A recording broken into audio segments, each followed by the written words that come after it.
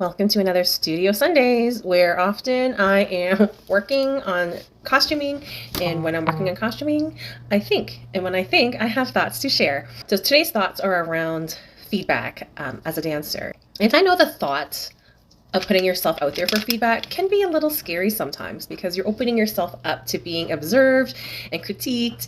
And that can be a little nerve-wracking. I recently have taken a few workshops that are centered around feedback, both in giving and receiving.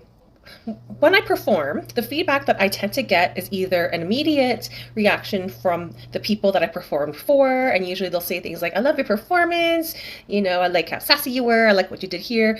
Or it may be from people that do know me well and have seen my dance progression, and so they might have more specific things like, oh, I really noticed that you've been working on your musicality, or I've noticed you've been working on your arms, etc. So yesterday's group, it was facilitated through Florence Leclerc's Patreon, and it was a very small and focused group of dancers. And this group is really interesting because I train with them virtually on the weekends, but most of them I've never met. They're scattered across the world, and we are not familiar with each other's performances. We just kind of see each other online in a little box every Saturday morning. This is the first time we got to see each other actually perform something. So the intention was to present something that we are working on. And before we did the presentation, Florence led us through a conversation about both, as someone that gives feedback, what kind of feedback is meaningful. Also, as someone who is seeking feedback, what are the kinds of things we want feedback on? And she asked us to identify 3 very specific things. So people had their various lists. It could involve technical ability. It could involve things like energy and pacing, emotive qualities, all of that stuff. And I would say the biggest takeaway for me is how at least half of the feedback was not technical based. Really, if you think about it, the technical skill is the most limiting form of feedback, because it's like, oh, you want to work on isolations, drill more. If you want to work on range of motion, like train more on those, right? So a lot of the feedback was around our initial reaction when we were watching, what parts really moved us, what parts really interested us and why, what parts did we want to see more, how we felt the piece could have been a bit more dynamic in terms of timing and pacing and energy levels and emotive qualities, things like that.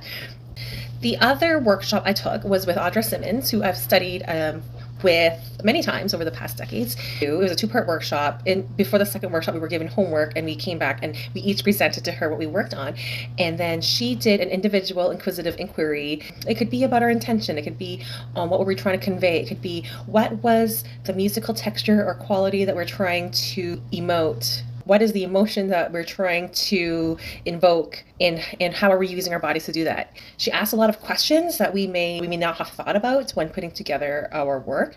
And I think ultimately that will lead to more meaningful and intentional dance that hopefully will make our performances more engaging and interesting and dynamic, and therefore audiences may connect with it a bit more, or we connect with it ourselves more. So as someone that gives feedback, is that it's something that can be sought at any stage in your dance journey. And maybe more so because I've been doing this for so long, it is more beneficial because perhaps I've been just falling into some of my old habits, and this is just giving me a kick in the butt to think of new things and maybe try dancing in new ways. And as someone who does work with dancers individually, oftentimes at the beginning parts of their journeys, it's really important for me to give feedback that is meaningful and meets them at their level so they can actually walk away with ways to implement things. Ultimately, my perspective is feedback is just information. And it's information that you may not have had before. It offers new perspectives, but it is just information, and you can take it or you can leave it. And I feel that when you come at it from that perspective, it makes it a little less scary. It makes you feel a bit more control. And also assess where it's coming from too, because every perspective is coming from a different place. And then that can help you evaluate what to take from it or what to leave from it.